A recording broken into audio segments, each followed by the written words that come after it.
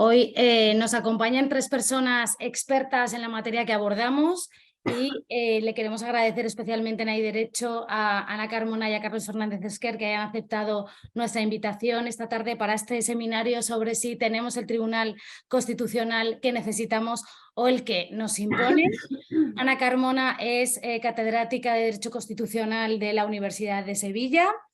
Carlos Fernández Esquer es profesor en la UNED y es doctor en Derecho del Gobierno y Administraciones Públicas. Y Elisa de la Nuez, a quien seguramente la mayoría conocéis en el entorno de Derecho, es la secretaria general de Derecho, es abogada del Estado en excedencia y es además abogada en ejercicio. Y los tres además son habituales analistas y divulgadores de conocimiento desde el rigor y el conocimiento en distintos medios de comunicación en los que publican habitualmente, además de la trayectoria que tienen en la publicación de artículos académicos.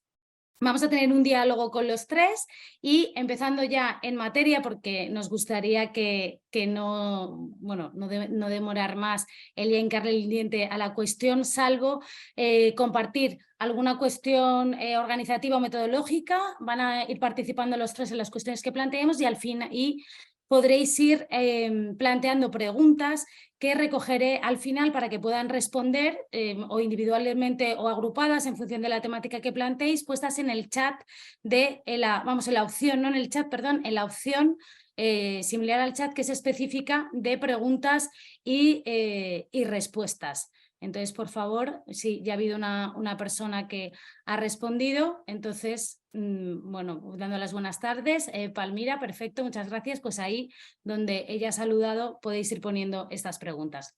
Pues ya sin más, me gustaría que empezásemos con la palabra de Ana Carmona, explicándonos cuál es el rol del Tribunal Constitucional. Muy bien, buenas tardes. Muchas gracias a la Fundación de Derecho por la invitación y muy especial a Elisa de la Nuez. Y es un placer estar hoy aquí con vosotros y vosotras. Lo primero que hay que decir en relación con el Tribunal Constitucional es que es el guardián de la Constitución. El Tribunal Constitucional es un órgano ad hoc que no tiene encaje en el esquema tradicional de división de poderes, porque aunque es un tribunal y funciona como un tribunal, no es parte del Poder Judicial, sino que, como decimos, es el guardián de la Constitución. Es un órgano que responde a una forma de articular el control de constitucionalidad, esto es, la adecuación del ejercicio de los poderes constituidos a los dictados constitucionales, que responde al esquema de justicia constitucional concentrada.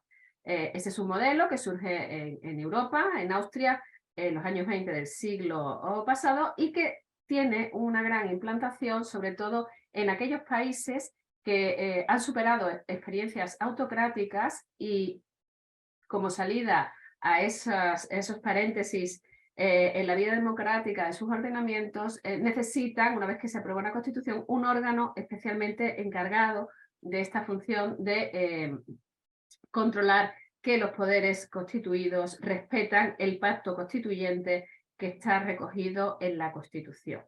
Desde esa perspectiva, el diseño constitucional de los tribunales constitucionales, España en este sentido, bueno, pues se inscribe en lo que es el modelo habitual, pues nos va a presentar a un órgano que, como hemos dicho, funciona como un tribunal de justicia, pero que no imparte justicia. Esto hay que aclararlo reiteradamente, porque el tribunal lo que hace es defender la Constitución frente a los poderes constituidos. Y para llevar a cabo esa función que está sobre los poderes establecidos, está al margen, bueno, pues tiene una composición, los denominados magistrados, en el caso de España son 12, 8 de los cuales son elegidos por las cámaras, 4 por el Congreso, 4 por el Senado. Hay que incidir en el hecho de que no solo en España, sino en general en todos aquellos países en donde hay justicia constitucional, los magistrados que se eligen en las cámaras tienen que serlo por mayoría cualificada, en el caso de España son 3/5, y además se les exige en la Constitución que sean juristas de reconocida competencia y al menos con 15 años de ejercicio profesional. Este requisito de la reconocida competencia y los 15 años de experiencia profesional también se va a plantear en relación con los 2 magistrados que elige el Consejo General del Poder Judicial y los otros 2 que son de nombramiento, provienen de la esfera de la competencia que ejerce la esfera gubernamental. Entonces, hay que subrayar el hecho de la mayoría cualificada porque tenemos que tener presente que el Tribunal Constitucional es un órgano que no tiene legitimidad democrática directa, no es un órgano electivo, no se elige directamente por el pueblo, pero que tiene esta facultad de corregir, de controlar la acción de todos los poderes públicos, pero muy importante el control de constitucionalidad de las leyes, el control de las normas que son aprobadas por el Parlamento, por la representación popular. Por eso es necesario que sean juristas de reconocida competencia, que se elijan por mayoría cualificada, y hay un tercer elemento, y es que están en su cargo, son inamovibles por un mandato que supera el de la legislatura. En el caso de España son 12 magistrados elegidos por un periodo de 9 años. Este es el diseño constitucional sobre papel o teórico de nuestro Tribunal Constitucional, y está pensado para que tengamos un órgano capaz, que esté en condiciones de cumplir con solvencia esa función tan esencial y tan delicada que es controlar la adecuación del funcionamiento de los poderes públicos a los dictados constitucionales. Esta es la teoría, esto es lo que dice la Constitución. Después, si os parece, veremos cómo funciona esta Pues ya, yo quiero que Ana y Carlos nos digáis qué es lo que está pasando en la práctica y sobre todo cómo veis esa práctica en estos últimos años desde esos perfiles que has descrito, Ana, para cumplir esa función de garante de la Constitución, si se están eligiendo los perfiles que creéis que son más adecuados o no al ejercicio de tal función o qué deriva en los perfiles se ha producido en vuestra opinión. Carlos. ¿Se me escucha bien? Sí, ahora mejor, sí. Muy bien. Bueno, buenas tardes. Yo también, antes de contestar a la pregunta, quiero comenzar agradeciendo a la Fundación Hay Derecho la invitación.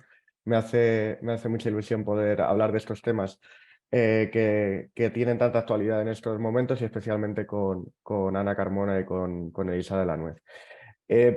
Sobre digamos, las dinámicas recientes en las renovaciones del Tribunal Constitucional, yo creo que hay que tener un poco de perspectiva, ¿no? Saber un poco de dónde venimos o cuál fue el origen del Tribunal Constitucional en España, desde la aprobación de la Constitución de 1978 hasta la actualidad, para poder ver la evolución y poder comprobar cuál ha sido digamos, las novedades o la manera en la que ha evolucionado esas dinámicas. En el primer Tribunal Constitucional, en la primera composición del Tribunal Constitucional, hay que marcarla en el proceso o en el contexto del proceso constituyente, donde rigió la lógica del consenso y donde ese consenso se extendió a otras decisiones que fueron más allá de la elaboración de la Constitución, como fue qué personas iban a ocupar o quiénes iban a ser los primeros miembros del Tribunal Constitucional. Y ese consenso, como digo, también se extendió a esa decisión, el consenso fundamentalmente entre la UCD, que era el partido en el gobierno en aquel momento, y el Partido Socialista, que era el primer partido de la oposición. Y en la primera, digamos, en los primeros nombramientos de magistrados del Tribunal Constitucional, en esa primera composición, se designó a juristas de auténtico prestigio, de primer nivel, personas que podían ser asumidas por los principales partidos, con independencia de cuál fuera el origen de las propuestas, ¿no? Y ahí tenemos a juristas de la talla de Manuel García Pelayo, que fue el primer presidente del Tribunal Constitucional, Aurelio Menéndez, Luis Díaz Picazo, Francisco Tomás y Valiente, Francisco Rubio Llorente, en fin, todos ellos juristas de máximo nivel y algunos de los referentes de sus respectivas disciplinas. Sin embargo, con el paso del tiempo, lo que ha sucedido es que esa idea de consenso en los nombramientos de los magistrados del Tribunal Constitucional de alguna forma se ha ido diluyendo, ¿no? en las distintas renovaciones que ha tenido el Tribunal Constitucional. Y bueno, ahí podríamos entrar en matices respecto a los nombramientos que corresponden al Gobierno, al Consejo General del Poder Judicial o a los nombramientos parlamentarios, ¿no? Porque hay diferencias en el tipo de nombramientos y en el tipo de perfiles. Por ejemplo, el Gobierno... los distintos gobiernos han solido nombrar magistrados, digamos, cercanos ideológicamente, pero que en la mayoría de ocasiones han sido juristas de gran prestigio, ¿no? Por ejemplo, en los distintos gobiernos del Partido Socialista, magistrados como Luis López Guerra, Manuel Jiménez de Parga, Pablo Pérez Trens, Manuel Aragón, son todos ellos juristas de indudable prestigio, ¿no? Por lo que respecta al Consejo General, que le corresponde elegir a 2 magistrados, siempre han sido magistrados provenientes del Poder Judicial y concretamente magistrados del Tribunal Supremo, ¿no? Y quizá los nombramientos más problemáticos o la deriva más cuestionable ha venido de la mano de las renovaciones de los 4 magistrados que corresponden al Congreso y los 4 magistrados que corresponden al Senado, ¿no? Porque progresivamente se ha ido imponiendo un sistema de reparto por cuotas o lotización, como por utilizar la expresión que utilizan en Italia, ¿no?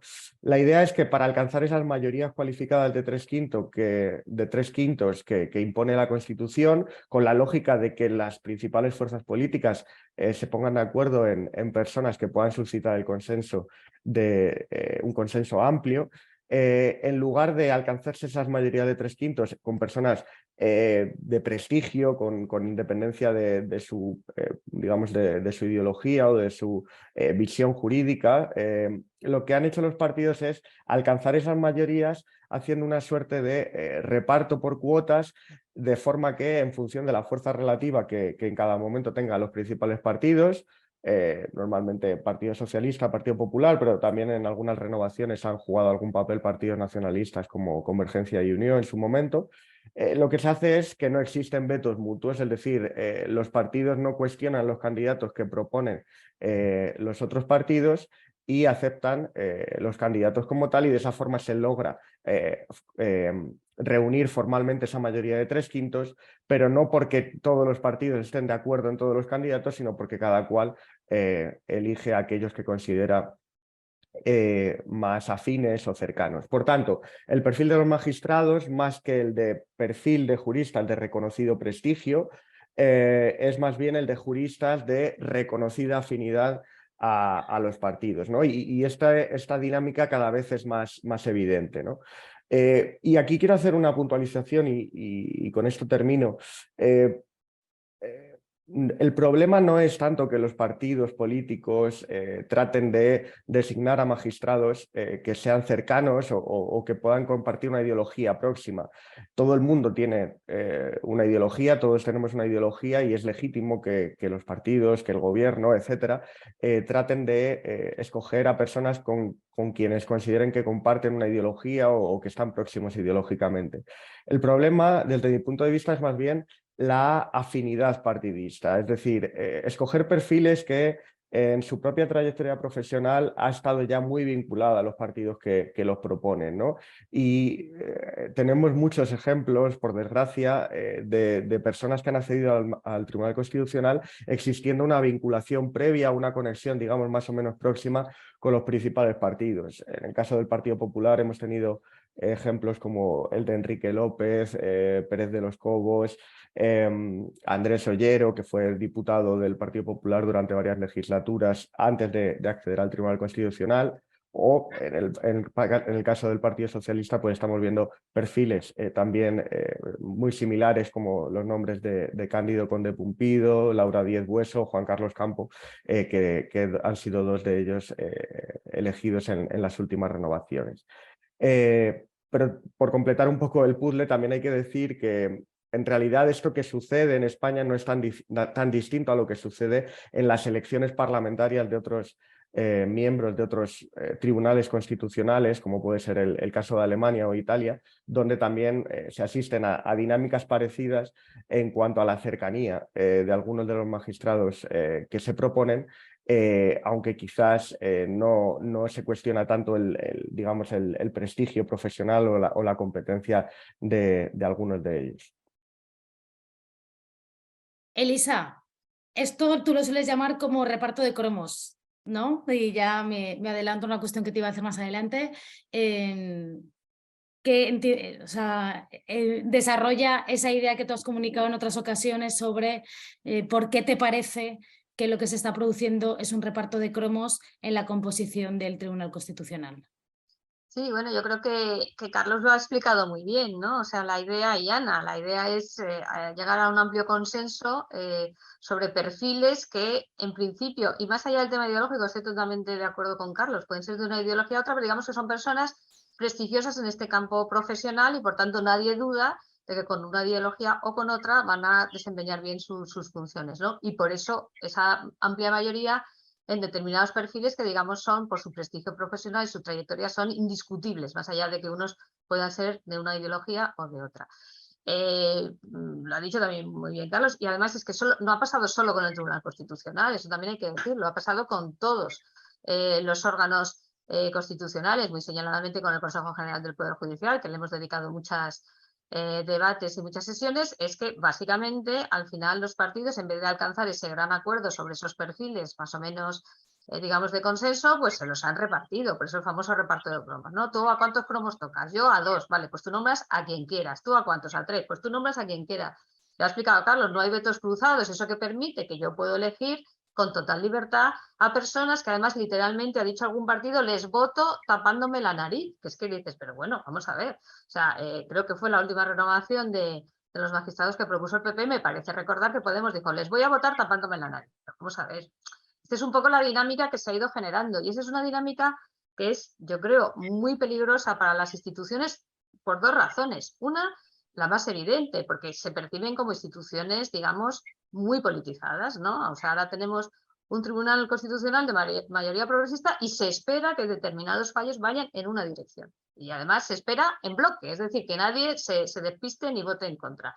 O cuando antes tenía una mayoría conservadora, lo mismo. Por tanto, esto supone, yo creo, una falta de legitimación desde el punto de vista de que el Tribunal Constitucional, como bien explicaba Ana, se supone que es un órgano que está aparte, que tiene una función diferente, con la que, digamos, hay que controlar nada menos que a los poderes constituidos y, por tanto, necesitas, y precisamente porque no eres un órgano de elección democrática, necesitas tener esa legitimación en cuanto a tu composición, a tu neutralidad, a juristas de primera línea. Si no tienes eso, es que te lo cargas. Pero yo creo que la segunda derivada, que también lo ha comentado un poco Carlos, es el perfil de los magistrados, ¿no?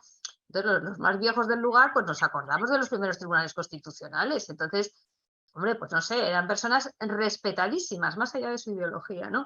Y yo, pues sin tener que señalar a nadie, pues los últimos renovaciones no van en absoluto en esa línea, ¿no? Son personas, yo los llamo juristas de partido, que es en el fondo es gente que son juristas que han trabajado, han estado muy ligados a la trayectoria de un partido y ese es el motivo por el que acaban en el Tribunal Constitucional, no porque sean estupendos catedráticos, fabulosos magistrados, académicos de primera, sino sencillamente porque eres un jurista que le ha hecho muchos favores al partido de turno, y además literalmente le has hecho favores y ahora te devuelven ese favor en forma de nombramiento de magistrado en el Tribunal Constitucional.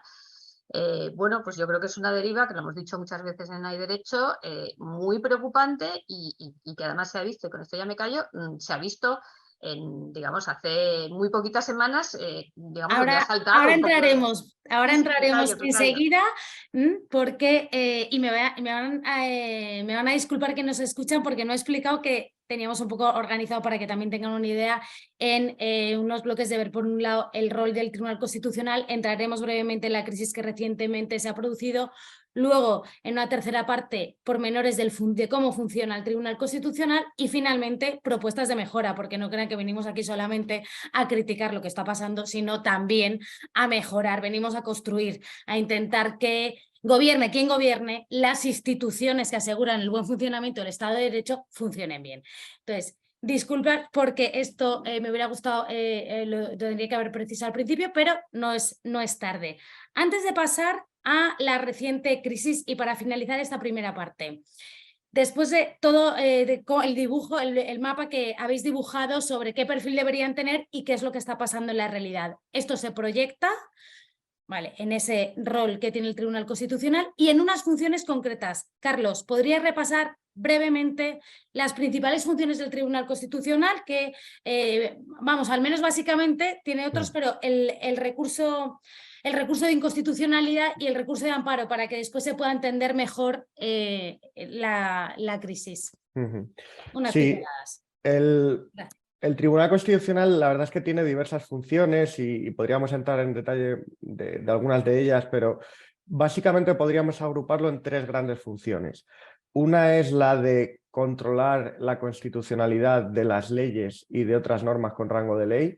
Esa es probablemente la principal razón que le hace ser el defensor de la Constitución, ¿no? El Tribunal Constitucional se encarga a través de distintos procesos constitucionales, como son el recurso de inconstitucionalidad y la cuestión de inconstitucionalidad, de velar porque las normas, las leyes y otras normas que tienen rango o valor de ley respeten el marco constitucional y, en caso contrario, en caso de que contradigan en algún punto la Constitución, puedan ser declaradas inconstitucionales, declaradas nulas y, por tanto, expulsadas del ordenamiento jurídico.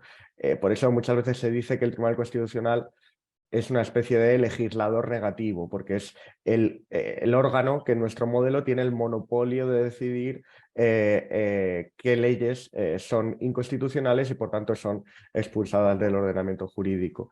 En los recursos de inconstitucionalidad, que es el proceso fundamental a través del cual el Tribunal Constitucional ejerce el control de constitucionalidad, es un proceso que se pone en marcha solo que pueden poner en marcha unos pocos sujetos constitucionales, que son quienes pueden interponer el recurso.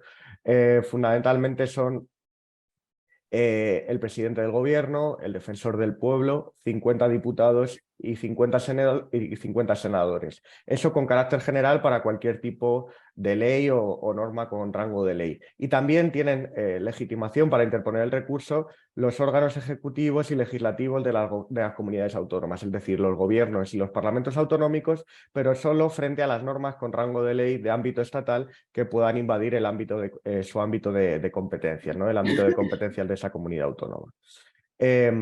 La otra vía para que el Tribunal Constitucional pueda ejercer el control de constitucionalidad es la cuestión de inconstitucionalidad, que es un proceso por el cual los juzgados y tribunales ordinarios, digamos, que forman parte del Poder Judicial, cuando tienen que resolver un caso, pero tienen que aplicar un caso, una ley que ellos consideran que podría ser inconstitucional, como ellos mismos no pueden declarar la inconstitucionalidad, eso solo lo puede hacer el Tribunal Constitucional, lo que hacen es suspender el proceso judicial antes de dictar sentencia y elevar una cuestión de inconstitucionalidad al Tribunal Constitucional, en la que lo que se le pide al Tribunal Constitucional es que determine si esa ley o esa norma con rango de ley es constitucional o no lo es, y en función de lo que resuelva el Tribunal Constitucional, posteriormente el órgano judicial resolverá el caso concreto. Hay un segundo, digamos, grupo, una segunda gran función del Tribunal Constitucional, que es la de órgano, digamos, ahí actúa como órgano de garantía de los derechos fundamentales, y ahí el proceso del que estamos hablando es el recurso de amparo. El recurso de amparo es un proceso específico de tutela de los derechos fundamentales y las libertades públicas, que son, digamos, los derechos más importantes, los derechos pata negra que tiene la Constitución, porque hay distintos tipos de derechos, y estos son los que están más protegidos por diversos motivos, y uno de ellos es que se puede presentar recurso de amparo cuando hayan podido verse menoscabados. Y es un recurso que se puede presentar frente a cualquier tipo de violación de esos derechos y libertades, que puede estar originada o ocasionada por disposiciones, actos jurídicos, omisiones, etcétera, de cualquiera de los poderes públicos, ya sea del Estado central, de las comunidades autónomas, los ayuntamientos, etcétera. ¿Quién puede presentar un recurso de amparo? En este caso, todas las personas físicas o jurídicas, es decir, cualquier ciudadano puede presentar un recurso de amparo, también el Ministerio Fiscal y el Defensor del Pueblo.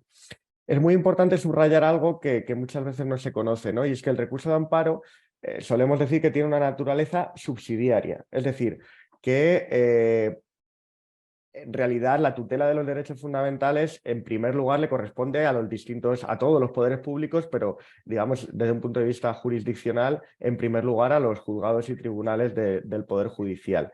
Y solo si los distintos órganos del Poder Judicial no han tutelado correctamente una posible vulneración de derechos, y tras agotar todas las posibilidades, es decir, todos los recursos judiciales que se ofrecen en el sistema, es cuando ahí sí procede la interposición de un recurso de amparo, cuando ya se han agotado todas las instancias previas.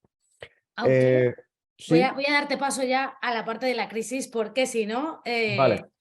para que podamos ir avanzando en los temas, porque luego quiero seguir preguntando al resto de panelistas. Estabas acabando de perfilar el recurso de amparo y el recurso de amparo es la herramienta que se utilizó por parte de algunos diputados del Partido Popular en el marco de esta crisis que se ha producido político-institucional, que ha dado lugar a las medidas cautelarísimas recientes del Tribunal Constitucional. A ver si nos puedes explicar brevemente qué es lo que sucedió en este contexto. Sí, efectivamente. De lo que digamos, el proceso en el que el Tribunal Constitucional se pronunció en toda esta polémica sobre las enmiendas que se introdujeron a una reforma del Código Penal era un recurso de amparo, concretamente un recurso de amparo parlamentario, que es una modalidad específica de recurso de amparo que pueden presentar los diputados, senadores, etc. Como probablemente recuerden todos, lo que sucedía es que se estaba tramitando en el Congreso de los Diputados una reforma del Código Penal que tenía que ver con la derogación del delito de sedición y la reforma del delito de malversación, y en su tramitación en el Congreso se presentaron enmiendas que tenían que ver fundamentalmente con la renovación o mecanismos de desbloqueo para la renovación del Tribunal Constitucional, en un contexto también en el que el Consejo General del Poder Judicial no terminaba de nombrar a los 2 magistrados que le correspondían según la Constitución. El kit, digamos, la sustancia jurídica de todo esto es que lo que consideraban los diputados, en este caso del Partido Popular, que recurrieron en amparo, consideraban que la mesa de la Comisión de Justicia, que había admitido a trámite unas enmiendas que no tenían nada que ver con el objeto de la iniciativa legislativa que se estaba tramitando, no tenía que ver por ejemplo, competencias del Tribunal Constitucional para verificar los requisitos de los magistrados que se presentaban, o la reducción de las mayorías para que el Consejo General del Poder Judicial pudiera efectuar sus nombramientos, no tenían nada que ver con una reforma del Código Penal, no estamos hablando de la misma materia.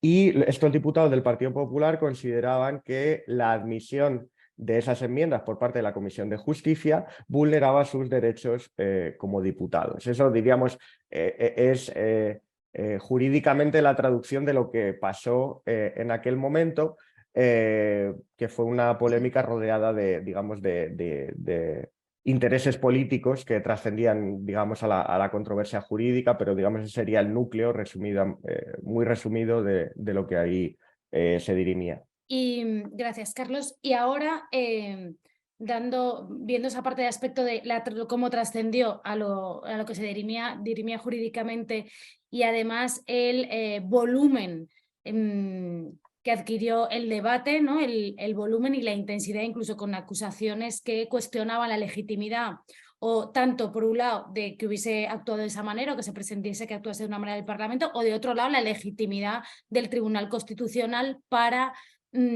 paralizar, suspender, mejor dicho, la tramitación de estas enmiendas legislativas. Elisa, ¿podemos estar en alguna situación ante un choque de legitimidades? ¿Es real? ¿No lo es? Bueno, yo creo de nuevo que que si lo ha dicho también bien Carlos, ¿no? Al final había muchos intereses políticos en presentar esto. Es verdad que era una situación excepcional, pero claro, es que ese es el problema, ¿no?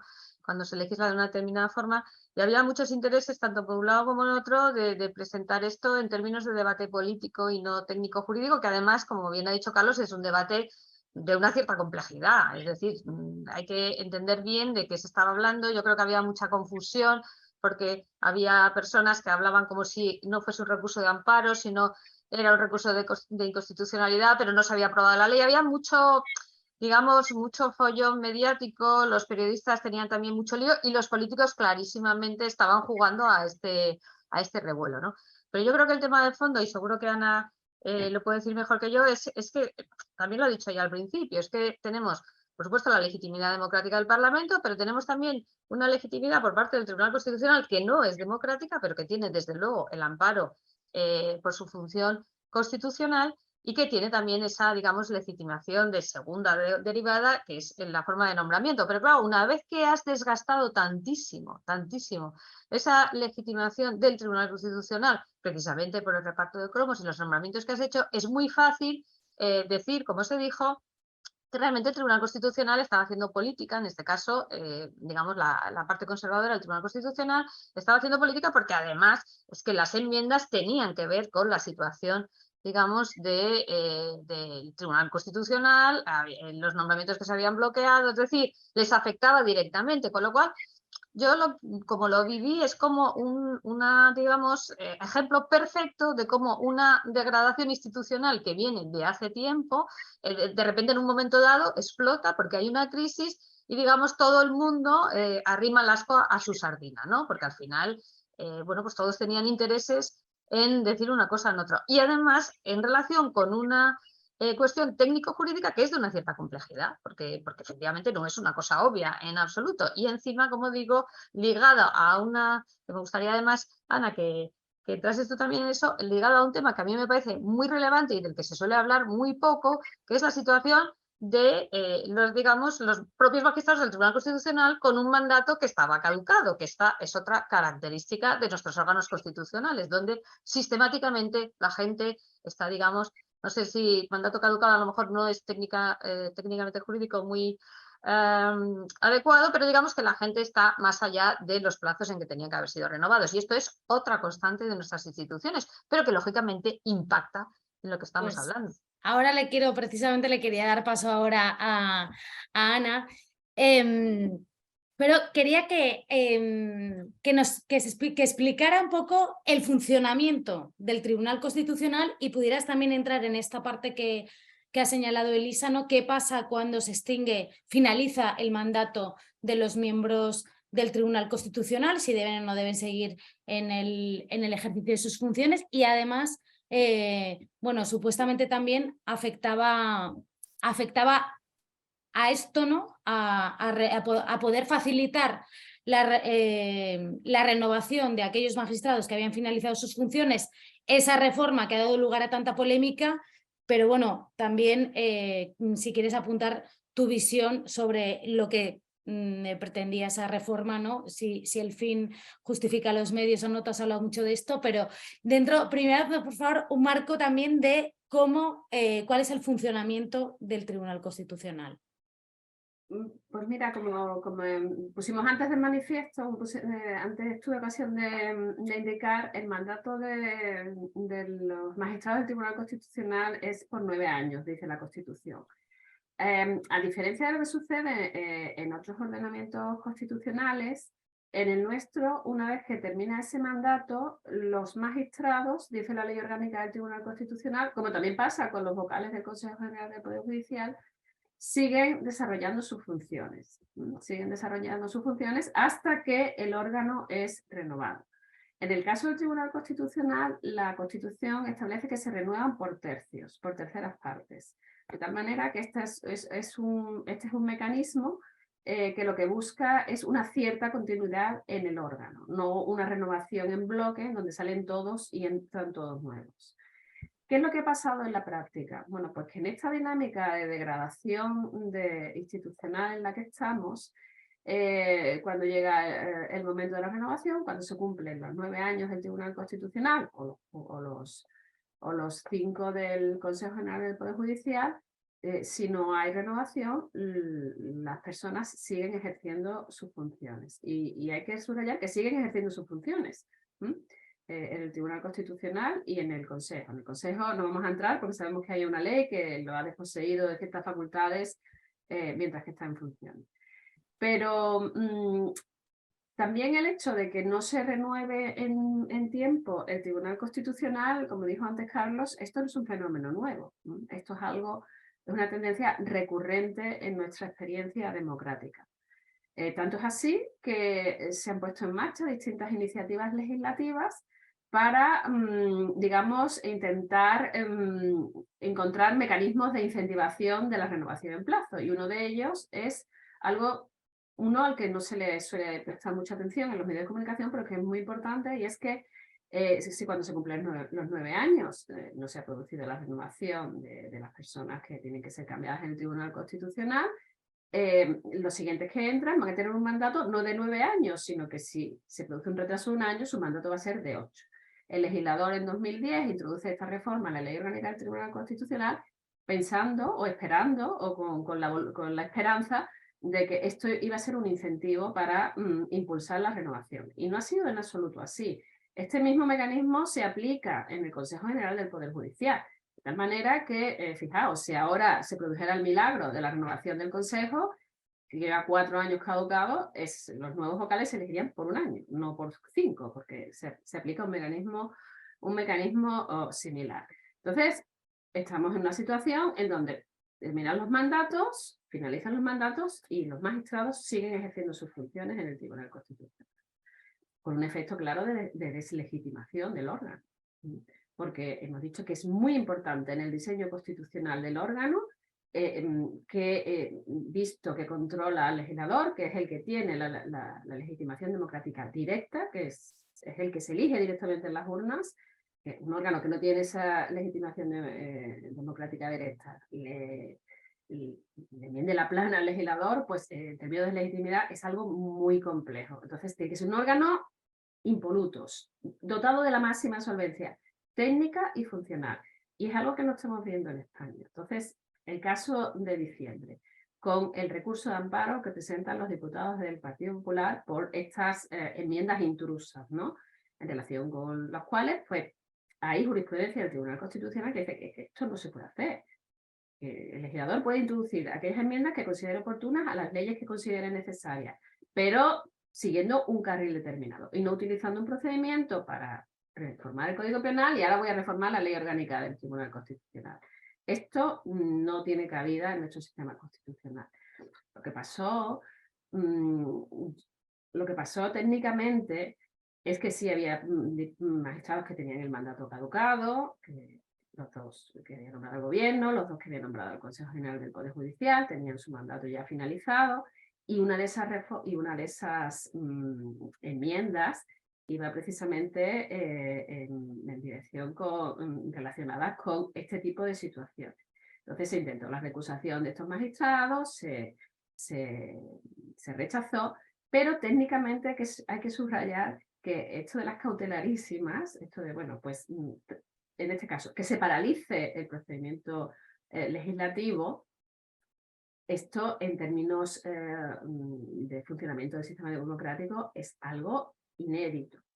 Elisa o alguno del público está más diciendo, no, pues que es que, claro, en el Parlamento de Cataluña ya el Tribunal Constitucional paralizó procedimientos legislativos. Sí, pero era una paralización que traía causa de una previa declaración de inconstitucionalidad de unas leyes que el Parlamento de Cataluña, que la mayoría no asumía, no ejecutaba esa sentencia del Tribunal Constitucional, con lo cual no es extrapolable el caso, no lo es.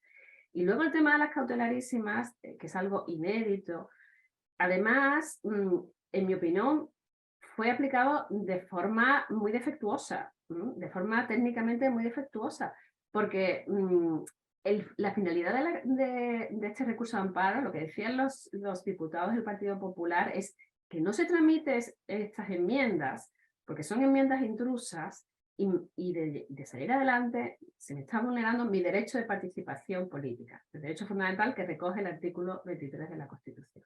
Y ese planteamiento es impecable desde un punto de vista constitucional. Lo que no me parece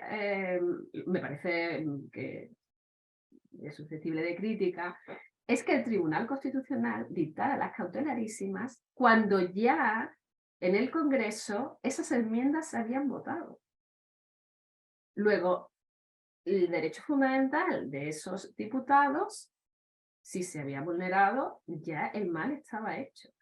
Y el efecto de esa medida cautelar, porque también hay que, y esto los medios de comunicación no lo suelen poner de manifiesto, el Tribunal Constitucional todavía no se ha pronunciado sobre el fondo de esos recursos de amparo. Lo que ha dicho es que separe la tramitación parlamentaria. Y los efectos de esas cautelarísimas no se han proyectado sobre el ámbito en el que se estaba diciendo que de tramitarse las enmiendas vulneraría los derechos fundamentales de diputados, sino que se aplicó en el Senado. De hecho, la mesa del Senado elevó una consulta al Tribunal Constitucional diciendo, oiga, que es que el objeto del proceso es en el Congreso, no en el Senado. Y aún así, el Tribunal Constitucional siguió adelante y dijo, no, el proceso legislativo se tiene que, puede seguir adelante en el Senado, pero excluir estas enmiendas. De tal manera que yo creo que esta es una decisión que ha creado muchísima polémica jurídica y en los medios de comunicación, pero habrá que ver esto de que los casos complicados hacen mal derecho. Yo creo que esto no va a tener recorrido en la jurisprudencia constitucional porque, insisto, independientemente de toda esa crisis sistémica a la que nos estamos refiriendo y que es evidente, esto de que el Tribunal Constitucional paralice el procedimiento legislativo es algo muy grave en términos sistémicos y en términos democráticos. Sobre todo teniendo en cuenta que el Tribunal Constitucional, a la hora de dictar las cautelarísimas, no fue especialmente diligente. Porque si os acordáis, cuando se presenta la recusación contra el entonces presidente González Trevijano, en vez de resolver inmediatamente esa recusación, se deja un paréntesis, el procedimiento en el Congreso sigue adelante y cuando viene a resolverse ya las enmiendas están en el Senado. Con lo cual, pues hay una situación bastante sui generis desde el punto de vista constitucional. Yo quería comentar una cosa cuando termines, que me parece muy interesante con eso en relación con lo que dices. Lo que no prejuzga el exceso y lo irregular de las enmiendas que presentan los grupos parlamentarios de la mayoría, que eran enmiendas, en mi opinión, técnicamente, desde una perspectiva constitucional, claramente intrusas y que no deberían de haberse admitido a trámite por la mesa por esa falta de conexión con el procedimiento legislativo. Pero claro, a un error no se le puede responder con otro error. Entonces, bueno, al final esto veremos a ver, el Tribunal Constitucional tiene que resolver el recurso amparo, veremos a ver qué dice y desde luego cuando llegue esa decisión pues será una de esto que decía Jiménez de Parga, una decisión platónica, porque ya la ley se ha aprobado, las enmiendas no se han tramitado, los magistrados están elegidos y ya digamos que no hay sustancia jurídica. Sí, yo sí, quería comentar una cosa que me parece muy interesante. La razón efectivamente por la que no se hace o no se aprueba la cautelarísima en el Congreso es una razón claramente de decisión del propio Tribunal Constitucional para no tomar la decisión ese día y llevarlo al Pleno. Es exactamente, y es una decisión puramente política, es decir, entiendo que ellos consideran que van a tener, digamos, no sé cómo decirlo, más fuerza o más peso si esa decisión, en vez de adoptarse ese mismo día, que totalmente de acuerdo, oye, las medidas cautelarísimas, para bien o para mal, tienen sentido ese día. Entonces, o te arriesgas en el sentido de que, oye, vas adelante o no, pero no, es un poco nado y me guardo la ropa, entonces espero para tener, digamos, ese pleno y ya salir. Claro, totalmente de acuerdo con que eso técnicamente no hay por dónde cogerlo, pero sí que es una decisión que responde muy bien, creo, al actual funcionamiento del Tribunal Constitucional. Es decir, son consideraciones de estrategia política puramente, o mediática, si se quiere, o las dos cosas. No una consideración técnica que te puede gustar más o menos, pero oye, si estás convencido de que tienes que paralizar con unas medidas cautelarísimas el trámite de las enmiendas porque consideras que se vulnera el derecho a los diputados, lo tienes que hacer ese día y ya está. Oye, que te van a acusar de que no has rendido el pleno, que lo has hecho tú mismo, que eres un señor que ha nombrado el PP, que la mayoría conservadora. Bueno, Porque, claro, esto es lo que Elisa, hay. tú estás refiriendo ahora lo de abocar al pleno, si lo has hecho tú mismo, el tú mismo son las secciones o la sala, y en esta Sí, sala, no sé, Ana que o Carlos, alguien que quiera dar una pincelada rápida de cómo se organiza el lo Tribunal explique Carlos Constitucional. mejor que yo. Si no hubiera ido al pleno, ¿quién hubiera decidido en un primer momento qué órgano dentro del Tribunal Constitucional hubiera resuelto unas medidas cautelares? Bueno, en un recurso de amparo, la sala del Tribunal Constitucional, lo que ocurre es que en ciertas circunstancias se puede abocar al Pleno la resolución de determinados asuntos, ¿no? Para que nos entiendan que nos están escuchando, el Tribunal Constitucional se estructura en tres tipos de órganos, ¿no? El Pleno, que es el conjunto de los 12 magistrados del Tribunal Constitucional.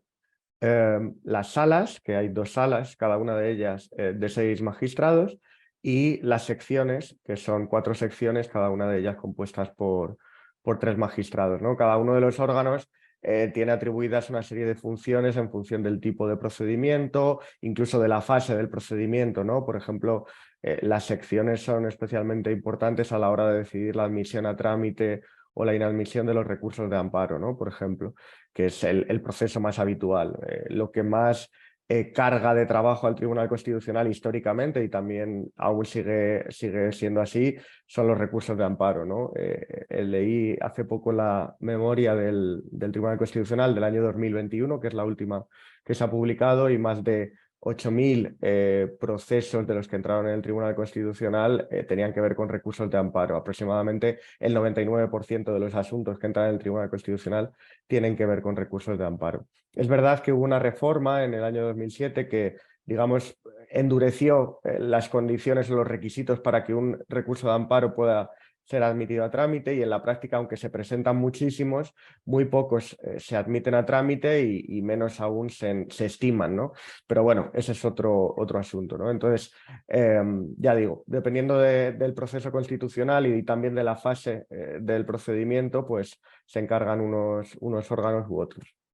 Y ahí esto me da pie para que completes esta información, Carlos. Hemos hablado de los magistrados y magistradas del Tribunal Constitucional, ¿no? Y cómo se organizan, pero hay otra figura, que es la de letrados del Tribunal Constitucional, que hacen ahí un trabajo que la mayoría de la gente que no se dedica a esto, pues no conoce ni, a lo mejor no conoce ni que existen, ¿no? ¿Nos arrojas un poquito de luz sobre esta figura? Sí, de hecho, yo diría que los letrados, a pesar de que no son muy conocidos, son el motor del Tribunal Constitucional, son los currantes del Tribunal Constitucional y los que... Y de hecho, además, es justo reconocer su papel porque son juristas, la inmensa mayoría de ellos son juristas de gran prestigio y que hacen una labor... Esto sí. hacen una labor fenomenal, ¿no? Entonces, los letrados son las personas que asisten al Tribunal Constitucional y a cada uno de los magistrados.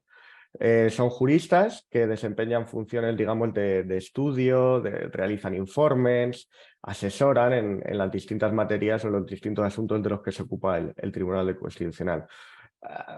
En función de cómo llegan al Tribunal Constitucional, podemos decir que hay 2 tipos de letrados. Hay un cuerpo de letrados del Tribunal Constitucional, que son personas que acceden a ese cuerpo como a otros cuerpos de funcionarios mediante un concurso oposición, pero en realidad históricamente han sido muy pocos. Es verdad que casi todos ellos son juristas de un enorme prestigio, pero son muy pocos, se han convocado pocas plazas, y lo más habitual es que el Tribunal Constitucional se sirva de otro tipo de letrados, que son los de adscripción temporal, que son un tipo de letrados que se designan libremente de forma temporal, por periodos de 3 años, que además se pueden renovar un total de 2 veces, es decir, como mucho pueden estar 9 años, pero bueno, digamos que es un régimen más flexible para poder designar a personas concretas.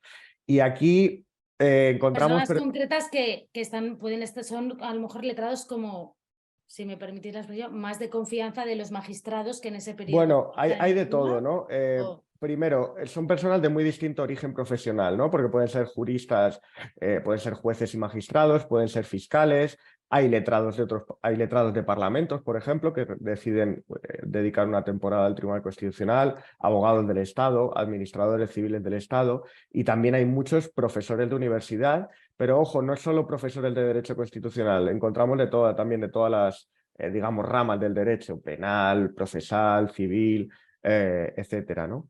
Y en cuanto al tipo de actividades concretas que hacen, por contestar un poco a lo que me preguntaba Safira, el tipo de actividades, ahí también hay como dos tipos de perfiles, una vez ya forman parte o sea, se convierten en letrados del Tribunal Constitucional.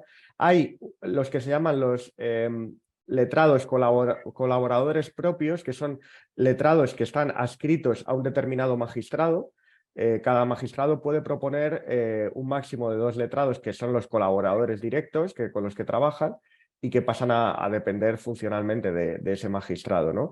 Y su labor habitual es la de realizar borradores de las resoluciones que van a servir como ayuda, como soporte a los magistrados cuando pues, se les encarga la ponencia de un determinado asunto, pues son los letrados que van a ayudar fundamentalmente en esa labor a cada magistrado.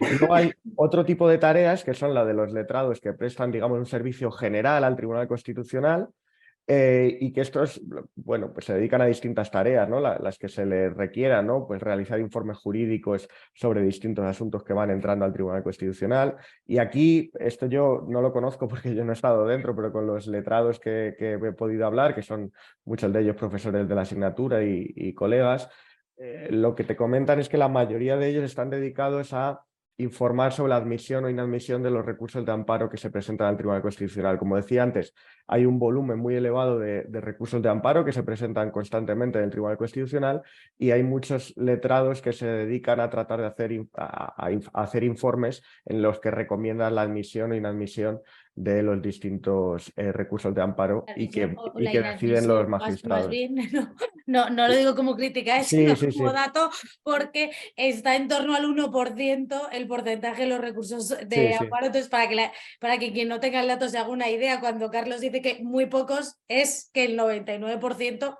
de los recursos de amparo se inadmiten.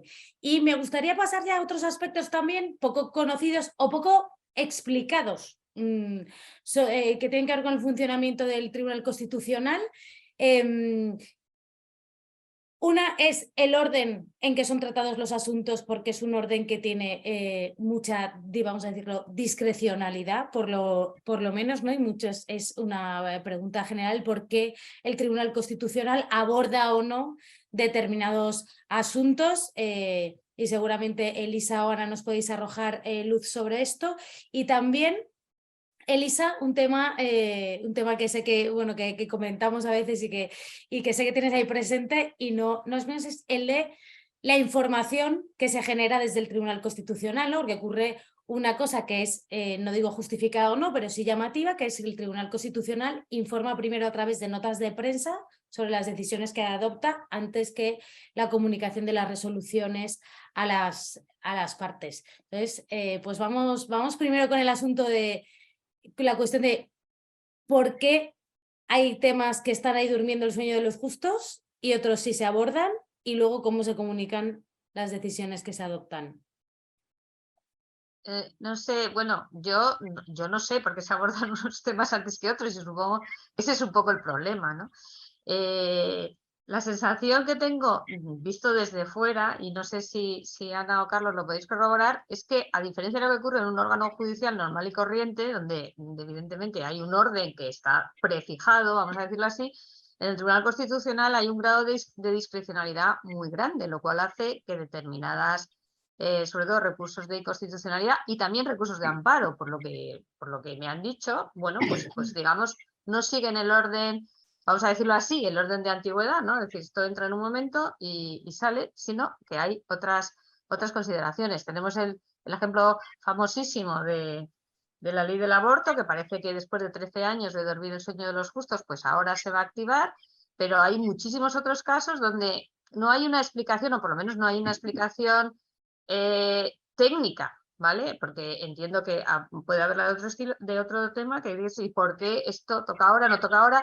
Y sobre todo hay un tema que de nuevo nos preocupa mucho en Hay Derecho, es, bueno, lo ha dicho también Ana, y cuándo llegan las sentencias, ¿no? Yo creo que el tema, por ejemplo, del estado de alarma fue un tema clarísimo, es decir, bueno, pero si me dice usted esto, después de que acaba el estado de alarma, ¿esto para qué sirve? Y claro, la idea, que, insisto, esto visto desde fuera, y me podéis corregir, es que determinadas cuestiones conflictivas, divisivas, políticamente sensibles, es mejor tratarlas una vez que ya ha pasado o que se ha tranquilizado o que ha pasado la circunstancia.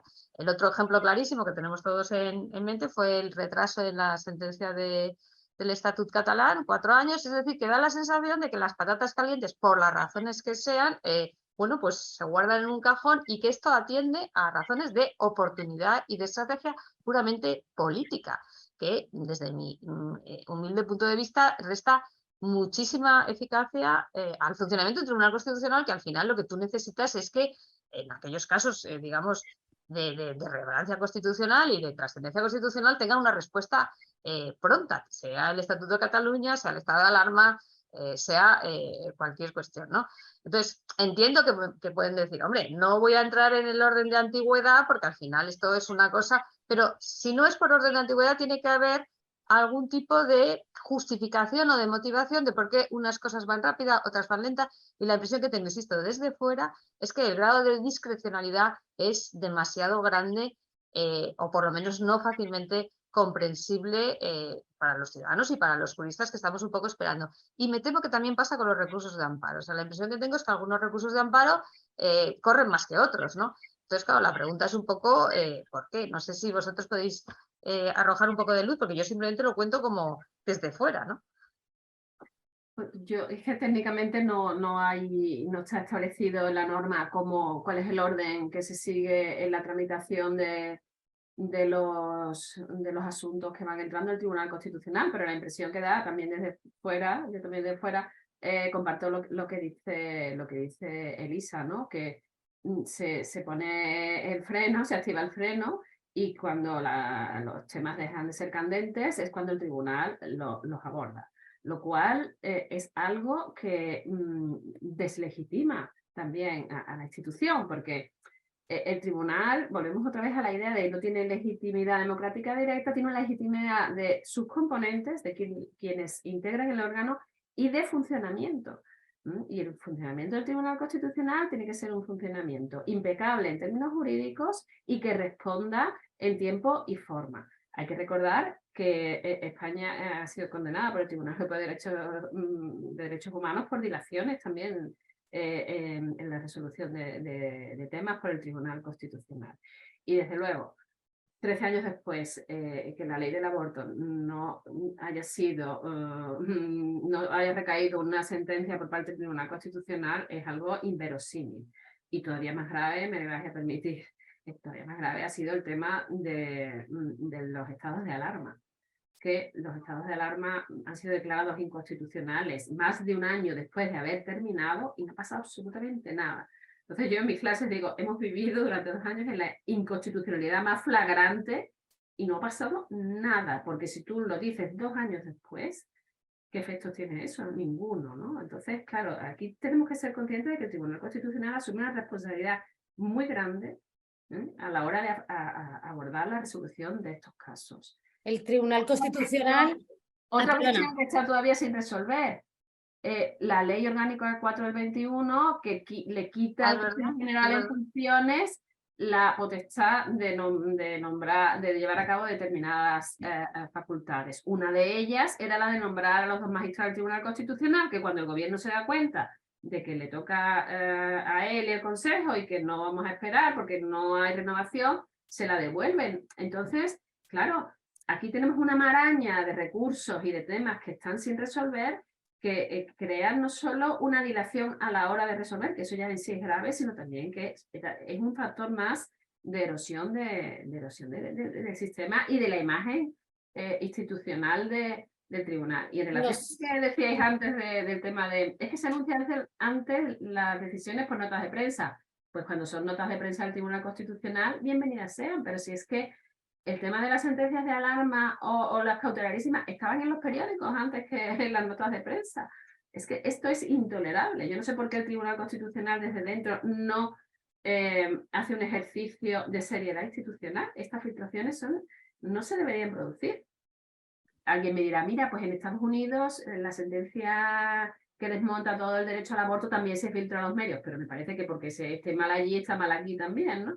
Y yo creo que todo esto pone al Tribunal Constitucional en una situación muy comprometida de cara a la opinión pública, ¿no? Pues vamos de momento hasta aquí esta parte de funcionamiento, de explicación, de diagnóstico de cómo desde un lado, principalmente por la captura de los partidos políticos, se merma la legitimidad, que has explicado bien, Ana, de sus componentes, y por otro lado, cómo el propio Tribunal Constitucional contribuye a mermar la legitimidad, por cómo su propia legitimidad por estos ejemplos de inadecuado funcionamiento. Vamos ahora a las propuestas de cómo mejorar esta situación y cómo podemos garantizar mejor que recobre el tribunal su buen funcionamiento y el prestigio que le debería acompañar. Y además voy a introducir ya una de las preguntas que se han formulado, porque a lo mejor es posible incorporarla a la hora de hacer las propuestas. Bueno, preguntaba, o a lo mejor no la vais a abordar ahí, pero por si acaso, Mónica Di Núbila, si en la composición del tribunal hay muchos miembros, muchos magistrados del Tribunal Constitucional de origen judicial y faltarían juristas de otras procedencias diferentes. Pero bueno, contestáis la pregunta ahora o después de las propuestas, depende si enlaza bien o no con lo que vayáis a formular, pero bueno, pues paso a las propuestas. Carlos, Elisa, Ana, en el...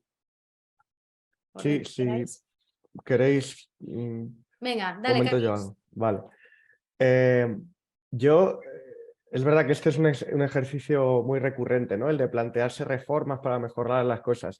Pero yo creo que antes de plantearnos la reforma constitucional o de otro tipo, debemos empezar por exigir a los principales actores políticos que cumplan con la Constitución y con el espíritu que está detrás, o con el espíritu constitucional, ¿no?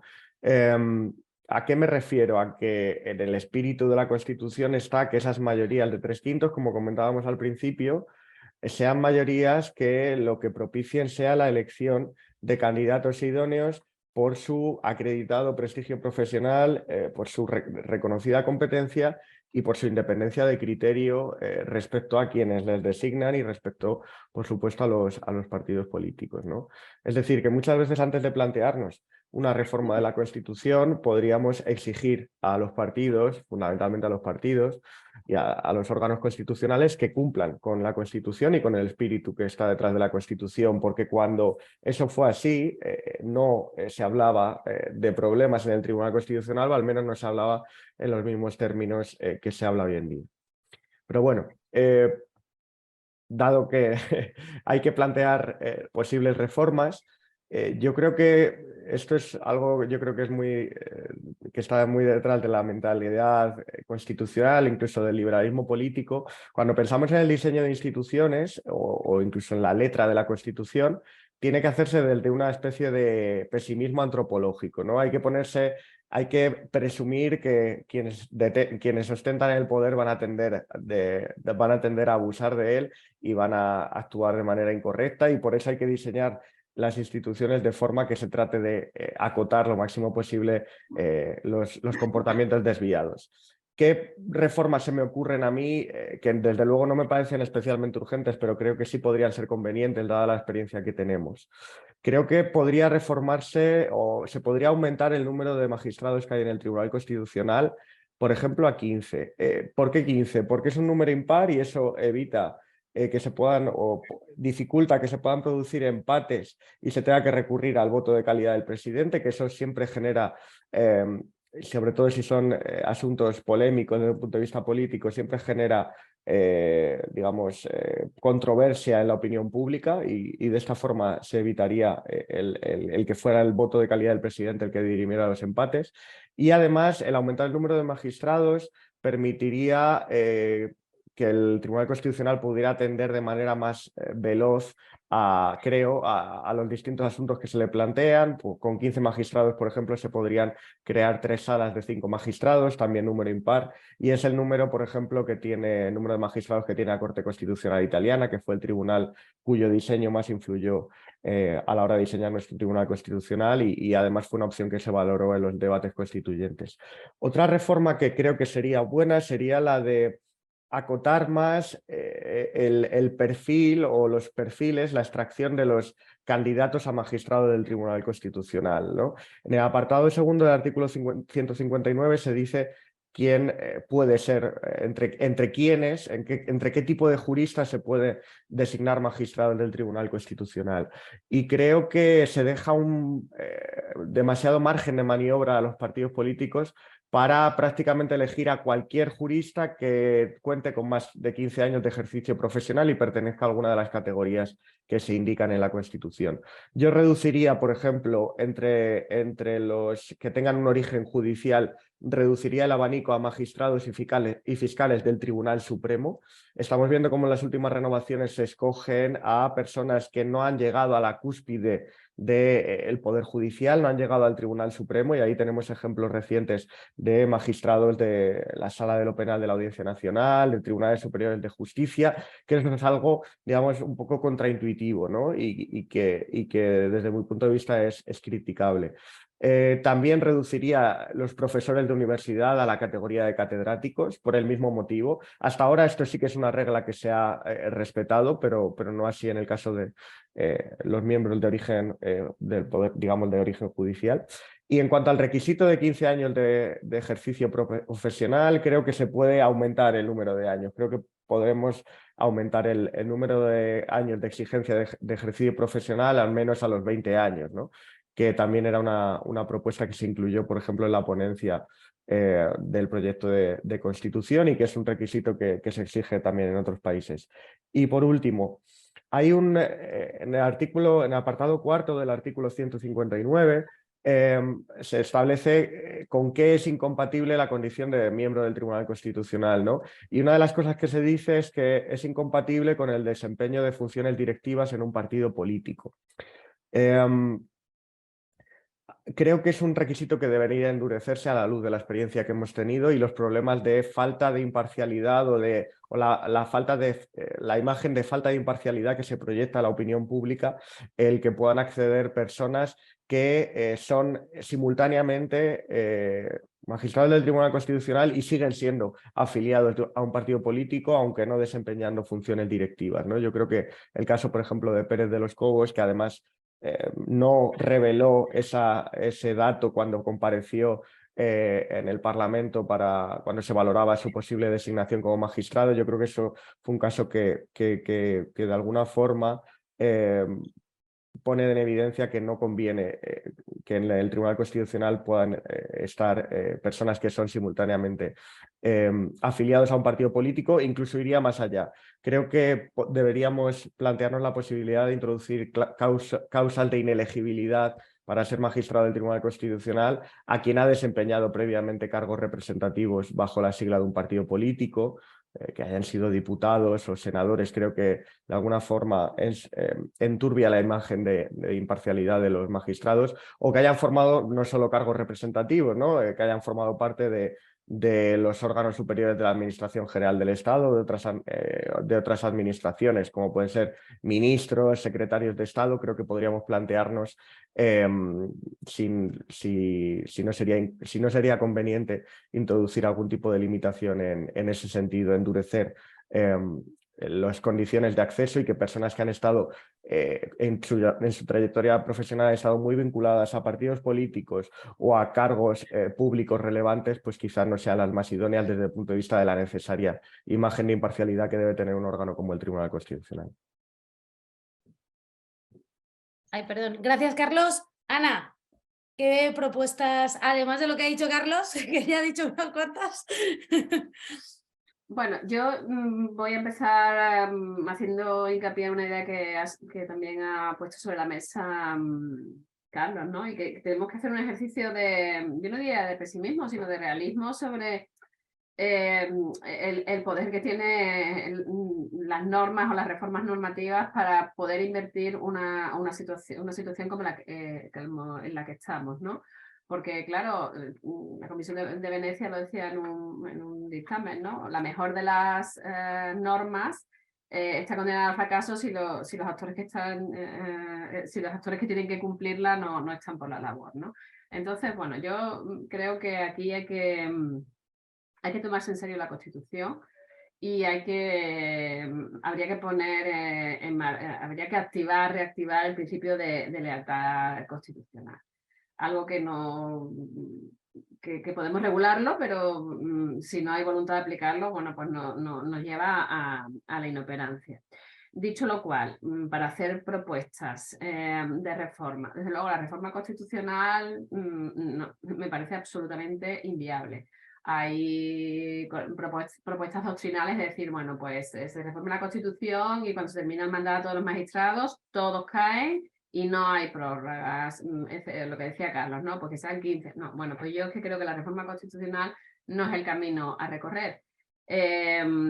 Ni siquiera la reforma de la ley orgánica del Tribunal Constitucional. Yo creo que, por ejemplo, se podría reformar los reglamentos parlamentarios. Hay tanto la ley orgánica del Poder Judicial como la ley orgánica del Tribunal Constitucional tienen sendas disposiciones en las que se establece un mecanismo de preaviso a los presidentes de las cámaras 4 meses antes de que expire el mandato de los vocales del Consejo o de los magistrados del Tribunal Constitucional. Pues estas disposiciones legislativas dicen, bueno, pues se avisa a los presidentes de las cámaras para que activen el procedimiento de renovación.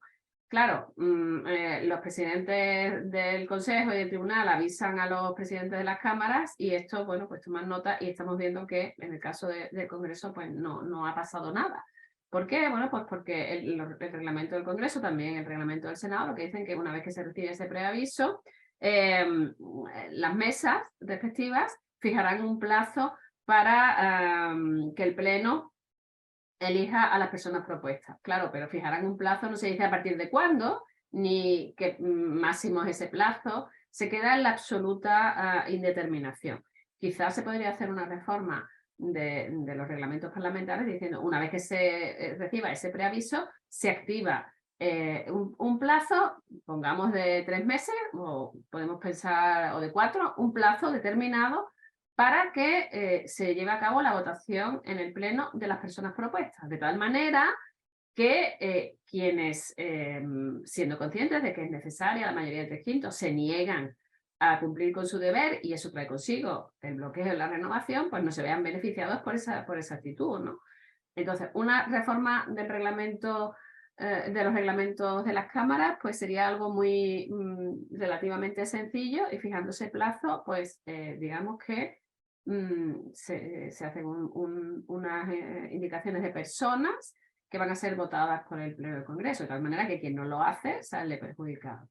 Luego también pues, se podría plantear, para tomarse realmente en serio esto de del prestigio profesional, porque claro, los 15 años se cuentan y eso es un dato objetivo, pero el reconocido prestigio, ¿qué es? Es un concepto jurídico indeterminado, pero no es un concepto vacío de significado. Bueno, mira, pues para nombrar a los magistrados del Tribunal Europeo de Derechos Humanos o del Tribunal de Justicia de la Unión Europea, pues hay unos reales decretos, ¿no?, en donde se establece una comisión técnica y se establece una serie de requisitos que tienen que cumplir los posibles candidatos a ocupar esas magistraturas. Se podría pensar en hacer algo similar en relación con los magistrados del Tribunal Constitucional, de tal manera que cuando llegara el momento de comparecer ante la comisión de nombramientos, este trámite, pues valga la redundancia, no fuera un mero trámite vacío de contenido, en donde uno va y expone su currículum y el siguiente, que pase el siguiente, ¿no? Eso no, está completamente despojado de sentido, ¿no? Ese trámite de comparecencia. Entonces, hay algunos resquicios para introducir alguna mejora, para objetivar, primero, que no se incurra en retrasos excesivos a la hora de elegir a los nuevos magistrados, y en segundo lugar también pues, para verificar de una forma más seria y más, en un sentido técnico, de la cualificación de estos posibles candidatos. Y hay un tercer elemento que, bueno, esto no creo que se pueda regular, pero que forma parte de la cultura política democrática, y es que, en cierta medida, las cámaras recuperen su competencia material para nombrar a los magistrados. Porque, claro, asistimos a esta situación en donde, yo qué sé, pues el ministro de la presidencia o el líder de la oposición o el responsable de justicia, los responsables de justicia de los partidos se reúnen en donde sea y se ponen de acuerdo en los nombres, ¿no? De tal manera que llega una lista de una terna ahí al Congreso y el Pleno, lo que decía antes Elisa, ¿no? Pues lo voto con pinza. O el caso de don Elorza, ¿no? Que dice, no, yo a este señor no lo voto porque... Y bueno, fue sancionado, ¿no? Entonces, claro, también habría que, en cierta forma, recuperar que la competencia sea efectivamente, en cierta forma, ejercida por las cámaras y que no sea algo que ya viene predeterminado por los partidos, extramuros del Parlamento y en donde simplemente se dedica, su función se limita a votar a unas personas que han sido previamente seleccionadas, no siempre teniendo en cuenta ese criterio de el reconocido prestigio, que se puede tener un reconocido prestigio, pero para ser magistrado del Tribunal Constitucional hay que tener unos conocimientos jurídicos muy importantes. Entonces, un juez de la Audiencia Nacional pues tiene muchos conocimientos de las cuestiones que llegan a ese órgano de cognición limitada, pero claro, es que el Tribunal Constitucional tiene una visión mucho más amplia. Entonces, bueno, pues esto del prestigio había que tomárselo en España mucho más en serio, porque me parece que ahí llevamos un déficit considerable y a medida que se va avanzando en las renovaciones. Y en último lugar, y termino, yo desde luego no creo que porque hayas sido diputado ya no vas a poder ser el magistrado del Tribunal Constitucional o si ministro. Lo que sí que creo que habría que poner unos plazos de salvaguardia y no puede ser que uno salga del gobierno y a los 6 meses o a los 8 meses esté en el Tribunal Constitucional. Me parece que eso en términos institucionales no es serio, ni pone de manifiesto una actitud de respeto hacia una institución tan importante para lo que es la arquitectura institucional del país como es el Tribunal Constitucional. Usted puede ser ministro, lo que sea, pero va a estar 2 años, un periodo no excesivamente largo, pero lo suficientemente largo como para que ahora vamos a asistir, Elisa, Carlos, ya, todas las a esta situación. acusaciones. Este se tiene que abstener, la otra no puede estar, en fin, esto no, es que claro, ¿cuántos van a decidir? ¿Cuántos van a decidir? Porque claro, hay muchísimas incompatibilidades, tanto de un bloque como de otro. Entonces, esto se podría evitar con estas cláusulas de salvaguardia. Usted, pues, si ha tenido un cargo político, no va a poder estar hasta que pase un determinado plazo de tiempo, ¿no? Entonces, bueno, son reformas puntuales, pero que yo creo que aportarían una imagen de mayor seriedad y de objetividad al Tribunal Constitucional como órgano. Elisa.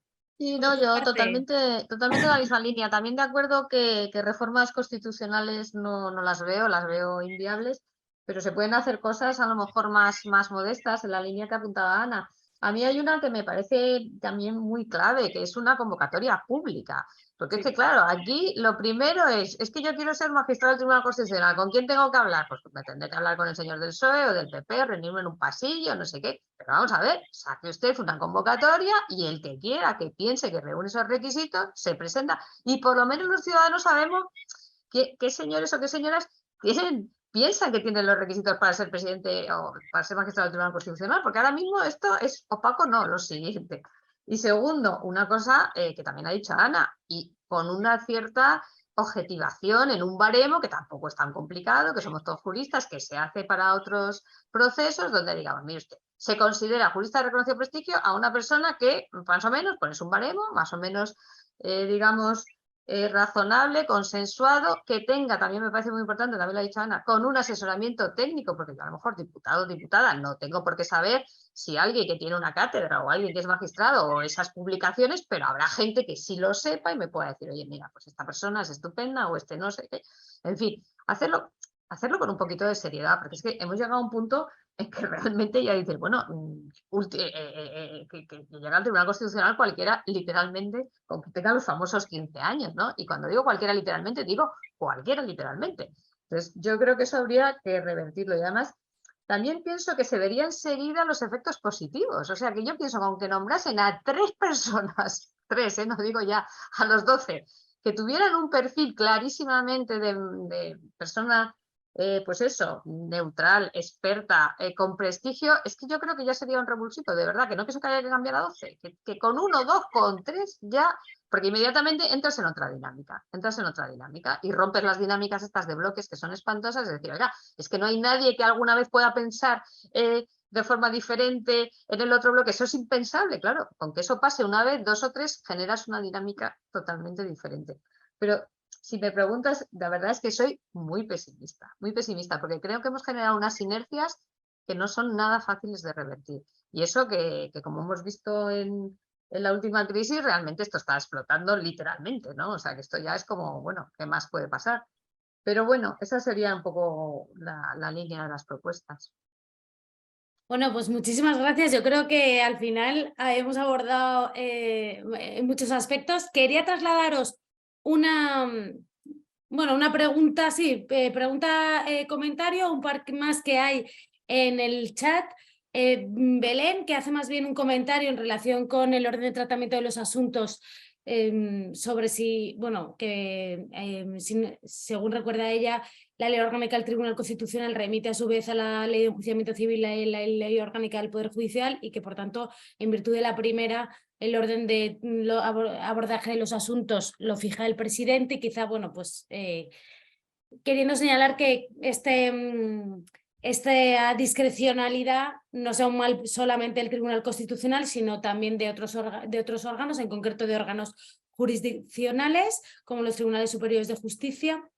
Y quien sí que hace una pregunta más específica es otro de los asistentes, que dice que, habida cuenta de estas deficiencias en el funcionamiento institucional del Tribunal Constitucional, si nos parecería que habría que suprimirlo y que esas No siempre como funciona mal nos lo cargamos.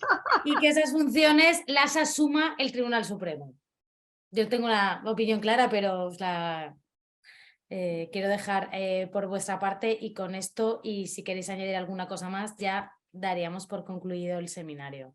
Hombre, yo por terminar con la persona que quiere acabar con el Tribunal Constitucional, yo creo que, claro, cuando una institución funciona mal, no se trata de suprimirla, se trata de intentar que mejore su funcionamiento, ¿no?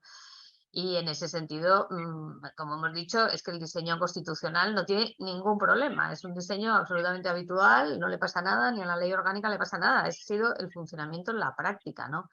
Entonces, es una cosa que también hablamos mucho en Hay Derecho, ¿no? Las reglas formales y las reglas informales, que muchas veces son las más importantes, ¿no? Las reglas institucionales, las reglas culturales, las reglas un poco de respeto a las instituciones. Yo creo que suprimir el Tribunal Constitucional y sustituirlo por el Tribunal Supremo no tiene ningún sentido. Lo que hay que intentar es que el Tribunal Constitucional funcione como debe o se acerque lo más posible a un funcionamiento mejor. Cosa que, sencillamente, llegados a este punto, no me parece que sea muy complicado, porque es que no sé si hemos tocado fondo, pero yo creo que estamos cerca de tocar fondo, ¿no? Ya solo podemos ir a mejor, ¿verdad? Además habéis Solo hecho podemos ir a mejor. propuestas bastante claras para mejorar, y aparentemente deberían ser bastante asequibles, a pesar de que tú has dicho que es poco optimista, Elisa. Con un poco de voluntad política parecen Pero bastante eso es la edad, ¿eh? Ya te digo, asequibles. yo oigo a Carlos y digo, muy bien, Carlos, ahí hay que estar ahí. Bueno, yo no creo que haya que suprimir el Tribunal Constitucional para nada. Y además, os recuerdo que durante el proceso constituyente chileno, que terminó recientemente, una de las propuestas con mucha fuerza era, como funciona tan mal el Tribunal Constitucional en Chile, vamos a suprimirlo. Pues no lo han suprimido, porque han tomado conciencia de que el problema no es el órgano, sino el uso que se hace del órgano. Y yo quiero poner en manifiesto que esta idea que domina completamente los medios de comunicación, el bloque progresista, el bloque conservador, esto hace muchísimo daño institucional, porque proyecta a la opinión pública la idea de que no hay lugares comunes, no hay espacios comunes con respecto a los cuales las fuerzas políticas, los magistrados del Tribunal Constitucional, sean capaces de ponerse de acuerdo para una interpretación conjunta de la Constitución aceptable para todos. Y no somos conscientes del daño, de la letalidad que tiene esta aproximación a la interpretación constitucional. Que a mí me dicen mi familia, que los que no son juristas, entonces ¿qué pasa? ¿Que depende de quién esté el Tribunal Constitucional, la Constitución es una cosa u otra? No, dependerá de la mayoría política, pero cuando llega al Tribunal Constitucional es el árbitro.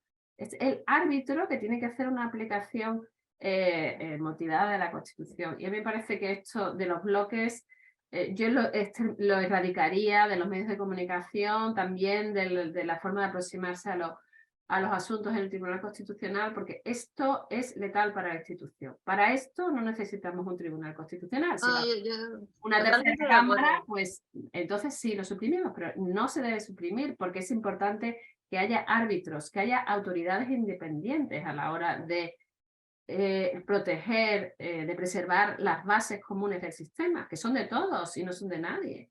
Y no son capaces de ponerse de acuerdo sobre asuntos tan importantes. ¿No hay puntos de acuerdo dentro de la Constitución? Pues en esas estamos. Sí, sí, no, totalmente de acuerdo. Yo también en lo de los bloques tampoco lo soporto, lo digo siempre que puedo. No puede ser. Pues con esta aspiración de que encuentre, porque sí los hay, esos lugares comunes y por tanto que quienes están ahí manejando ese mensaje y esa resolución de asuntos para analizar la conformidad de la legislación a la Constitución, pues evidencien que los hay, porque el resto los estamos encontrando. Muchísimas gracias, Ana Carmona, Carlos Fernández Esquer, Elisa de la Nuez, a las personas que nos han acompañado, que sepan además también que después estará disponible la grabación de esta sesión en nuestro canal de YouTube y que también quien quiera recibir las noticias de las actividades, de las investigaciones y otras cuestiones de interés de iDerecho, en nuestra página web iDerecho.com se puede suscribir a nuestro boletín de forma gratuita. Con esto lo dejamos aquí concluido y de nuevo, gracias, hasta la próxima. Muchas gracias. Muchas gracias, un abrazo. Adiós.